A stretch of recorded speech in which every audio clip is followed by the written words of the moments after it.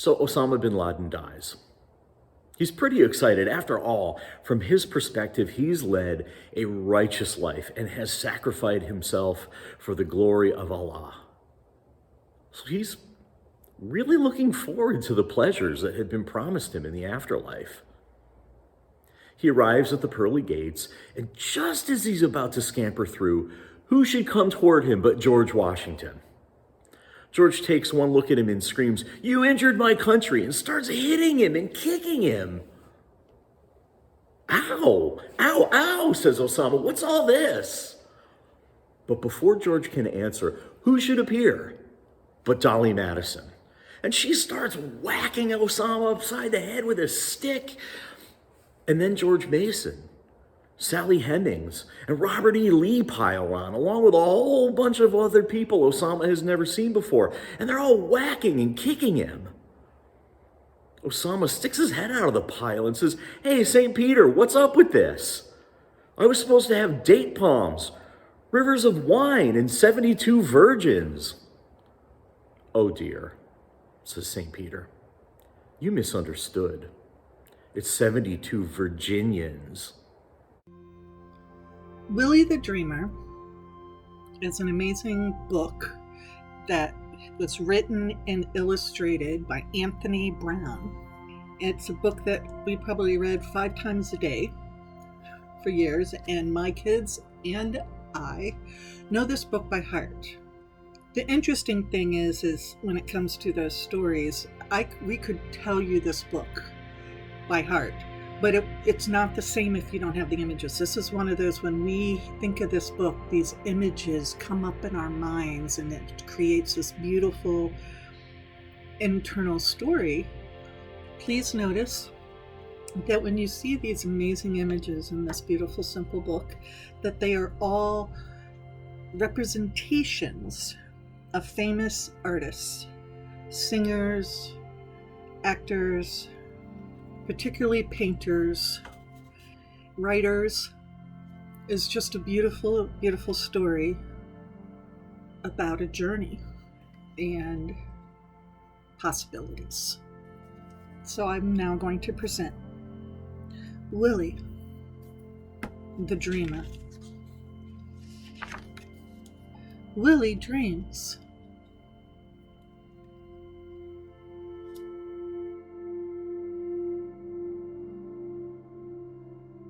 Sometimes Willie dreams that he's a movie star.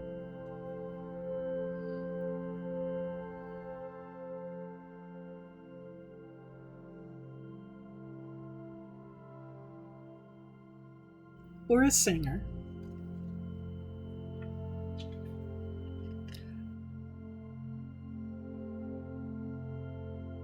A sumo wrestler.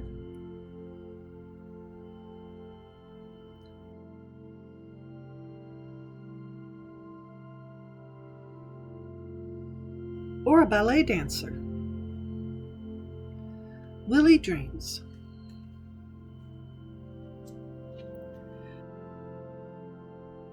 Sometimes Willie dreams that he is a painter.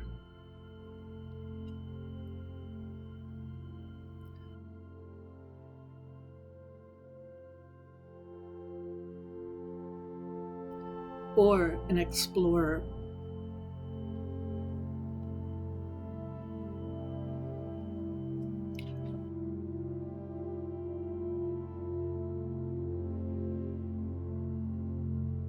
A famous writer.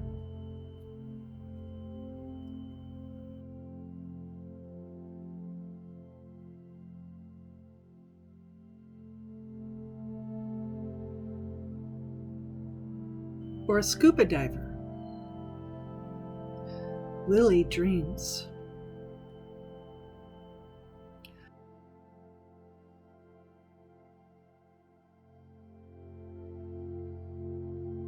Sometimes Willie dreams that he can't run.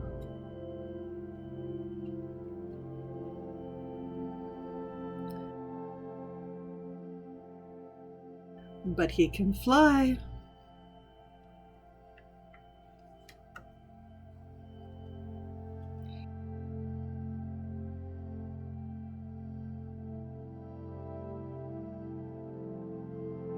He's a giant.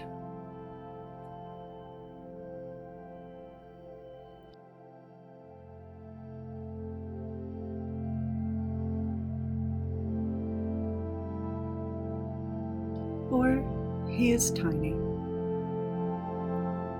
Willie dreams.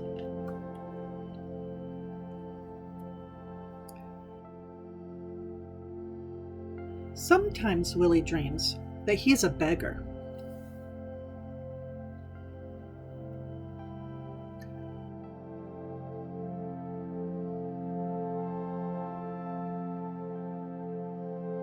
Or a king.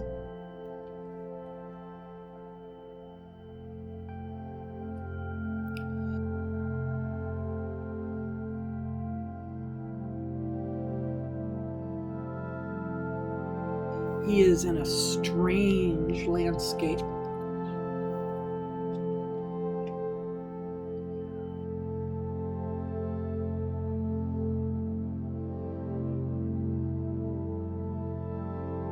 Or out at sea.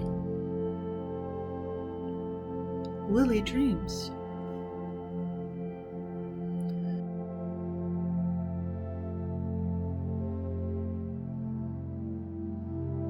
Sometimes Willie dreams of fierce monsters.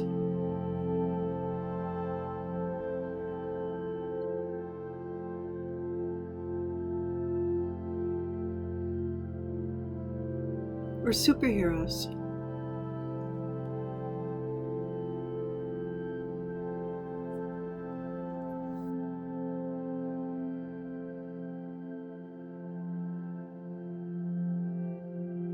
He dreams of the past.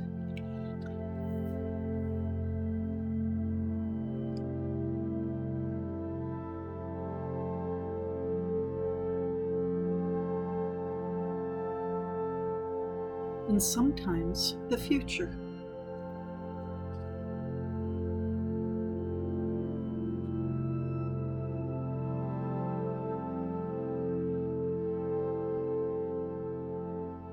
Willie dreams.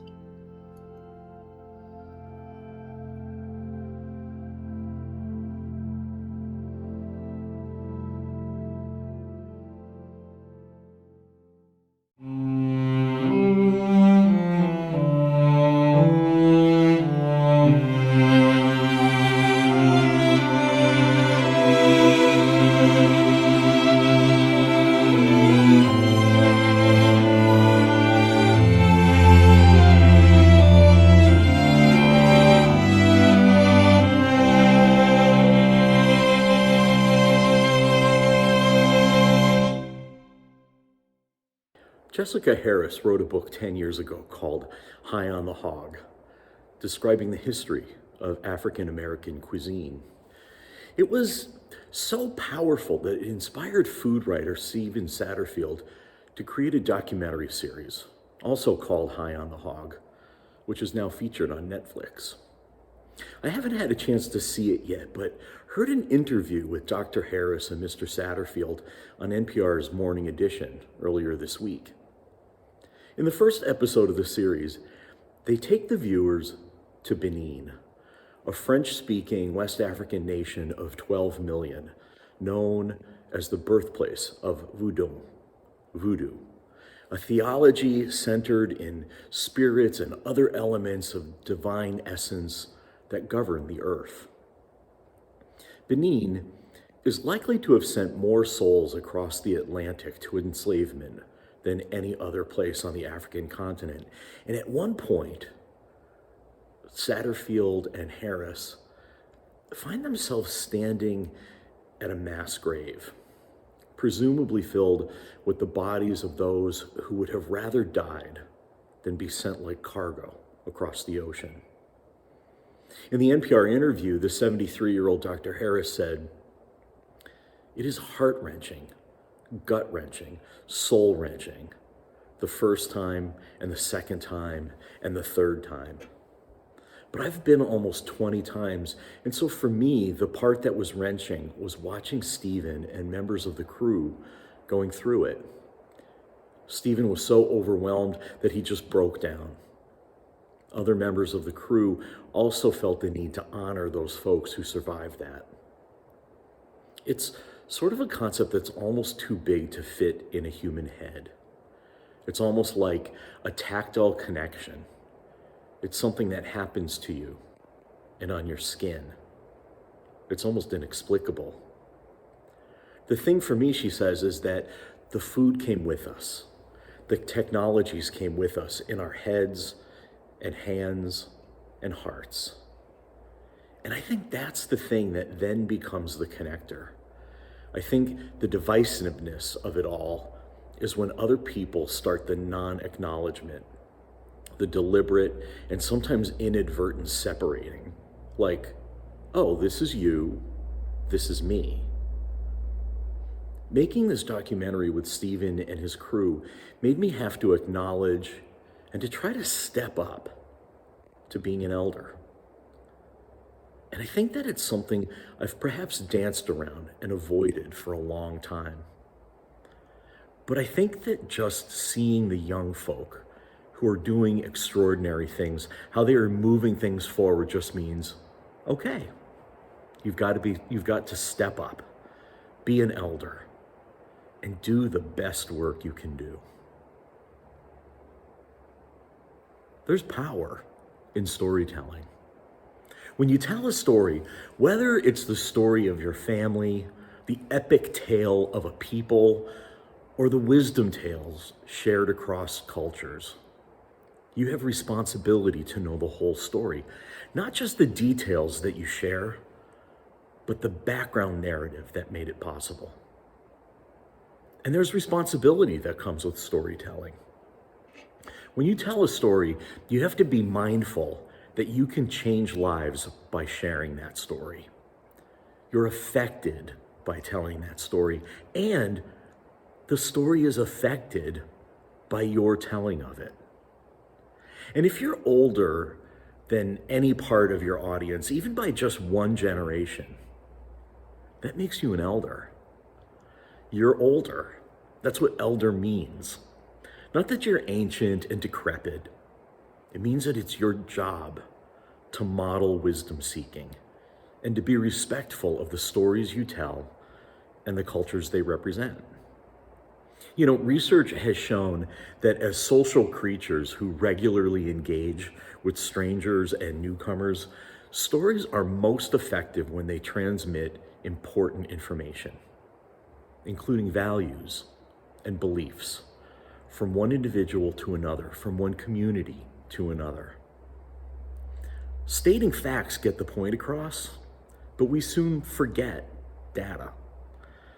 Stories, especially stories that are compelling and rich with detail to form an organic and flowing narrative arc, engage more of the brain so we remember better. When I was in seminary, I took a class called Ministry When Children Are Present. The joke, the hook if you will, was the simple fact that when we are engaged in ministry, children are always present. The teachers of the class, Layla Ibrahim and Cherry Prudhomme, recognized something in me that I'd barely begun to see in myself. I love to tell stories, not just children's stories, but stories really and truly intended for all ages. Wisdom tales, extended jokes, personal anecdotes, the mythic tales that help define a people. They encourage me to gather a collection of stories that I could commit to heart and retell at moments when their themes and morals would be most appropriate. When I was working in the street ministry, regularly engaging with new people, especially the youth who'd come to join us in street retreats and visiting various congregations as preachers, I got to tell those stories often. I really came to know them deep in my bones, and they changed me and my ministry. I have loved being with East Shore over the last few years, dedicating most of my time to cultivating a deep relationship with you. You've changed me more than one tale or 25 tales could change me, because I've become part of your story, and you are permanently imprinted on my heart. But one of the tiny drawbacks is that I haven't been able to share those stories with you. I mean, after all, I couldn't very well keep telling you the same 24 or so stories over and over again, simply because I had committed them to heart. So before I leave, I thought it would be nice to share some of those stories with you, just a few of them. Even though, if I'm honest, I don't remember any of them as well as I once did. I want to tell them not because I expect you to commit them to your hearts, but because I'd like to share with you narratives that live on mine, with the hope that you may remember some of them. And perhaps they can inspire you to share your own stories as you embrace your elderhood, whatever age or state of mind you may be, and do the best work that you can do.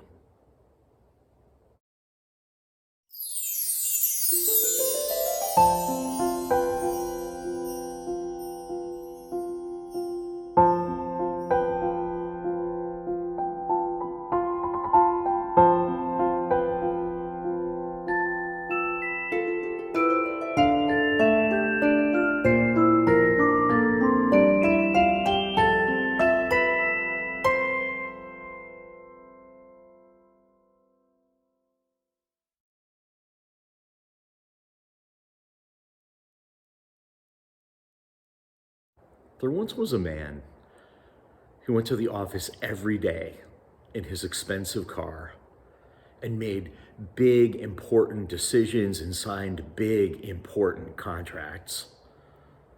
Often, the man would enjoy business lunches with his clients and would try to attract the attention of his influential guests away from the unsavory spectacles of the beggars on the streets of his city. One evening, after a hard day of making money, he packed his briefcase to go home where supper would be waiting for him. As he was locking his desk for the night, he caught sight of a stale sandwich lying abandoned at the back of his drawer. Without much thought, he crammed it into his jacket pocket. No need for it to go moldy and mess up his drawer. And on the way out to the car, he saw a street beggar on the steps of his building, huddled in an old blanket.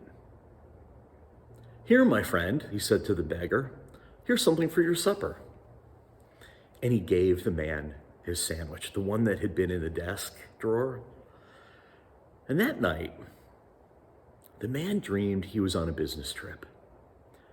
After the day's meeting, he was taken with his fellow directors to the town's most luxurious restaurant.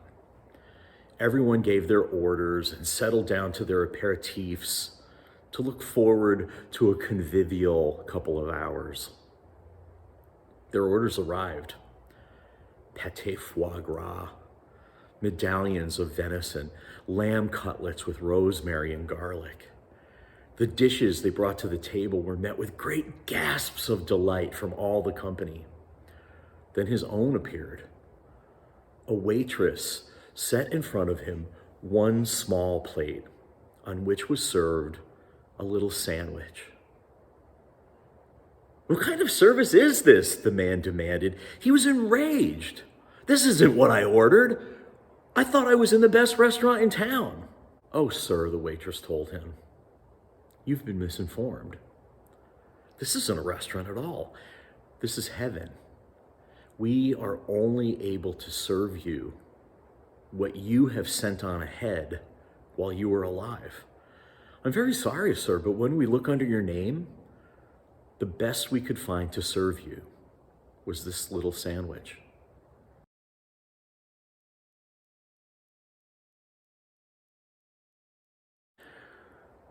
There once was a good king who lived in a beautiful country where the sun was always shining and the people were always happy.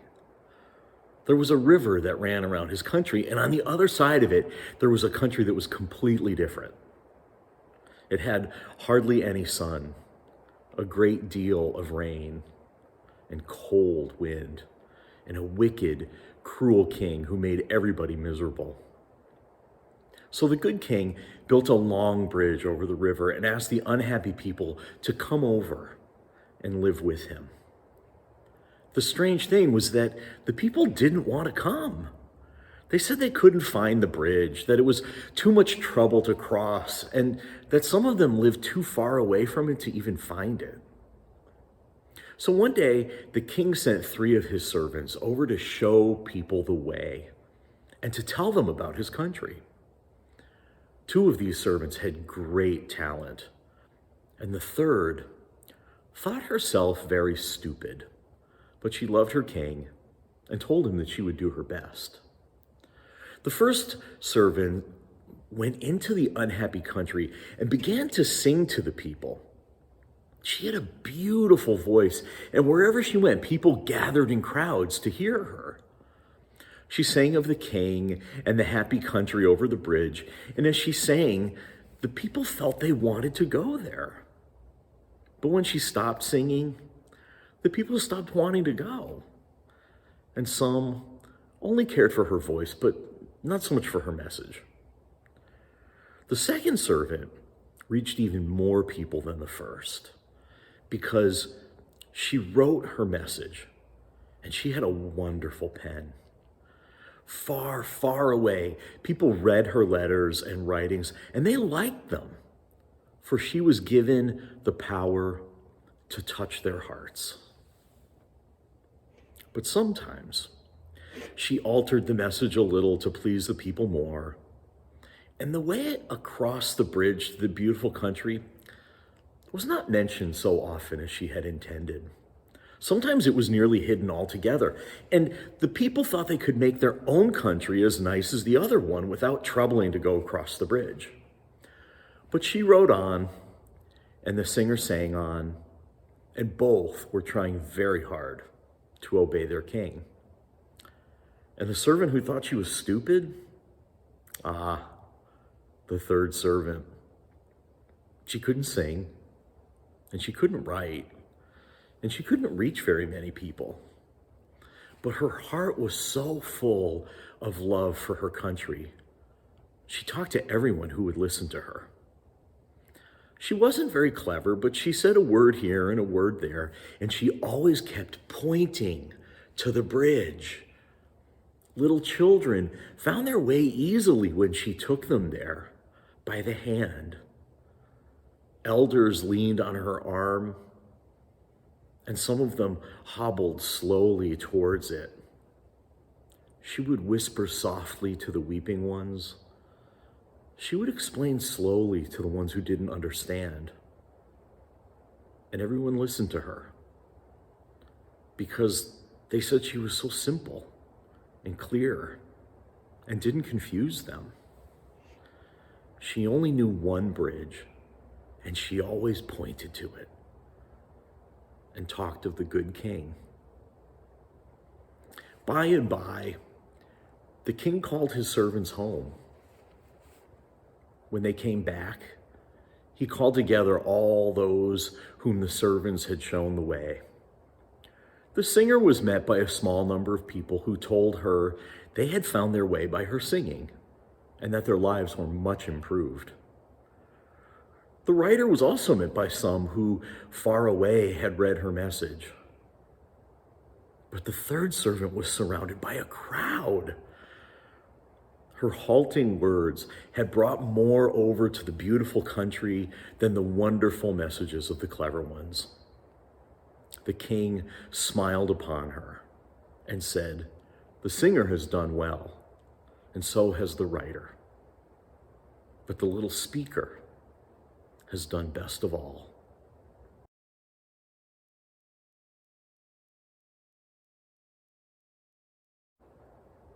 There was once a parson who was such a blusterer that whenever he saw anyone come driving toward him on the highway, he would roar from afar, "Off the road! Off the road! Here comes the parson himself." Once, when he was carrying on like this, he met the king. "Off the road! Off the road!" he shouted a long way off. But the king kept driving on, straight ahead. So for once, the parson had to turn his horse aside. And when the king came along, he said, "Tomorrow you shall come to the court. And if you can't answer 3 questions I put before you, you shall lose both frock and collar for the sake of your pride." This was quite a different tune from what the parson was used to. Bluster and bellow he could, and carry on worse than bad too. But question and answer was out of his field. So he went to the sexton, who was said to have a better head on his shoulders than the parson, and told him he wasn't keen on going. For one fool can ask more than 10 wise men can answer, he said. And so he got the sexton to go in his place. Well, the sexton went, and he came to the royal manor dressed in the parson's frock and rough collar. The king met him out on the porch, wearing both crown and scepter, and looking so grand he fairly shone. "So you're there, are you?" said the king. Yes, he was, sure enough. "Now tell me first," said the king, "how far is it from east to west?" "That's a day's journey, that is," said the sexton. "How so?" asked the king. "Well, the sun rises in the east and sets in the west, and does it nicely in a day," said the sexton. "All right," said the king, "but tell me now, what do you think I'm worth, just as you see me here?" "Let's see. Christ was valued at 30 pieces of silver, so I'd better not set you any higher than 29, said the sexton. Said the king. "Well, since you're so wise on all counts, tell me, what am I thinking now?" "Oh, I suppose you're thinking that it's the parson standing here before you, but I'm sorry to say you're wrong, for it is the sexton." "Aha! Then go home with you, and you be the parson, and let him be the sexton." And so it was.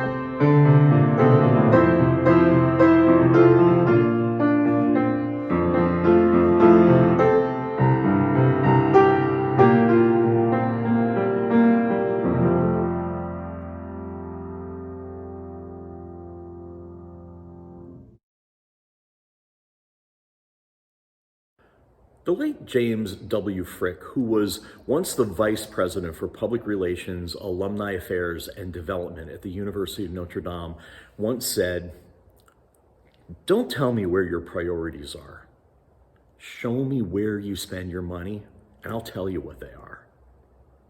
And he's been misquoted a lot lately. And a slightly different version of that quote has been attributed to the president's father, Joseph Robinette Biden Sr. I'm sure the elder Biden said something like it, and maybe even said it a lot. Because it's true.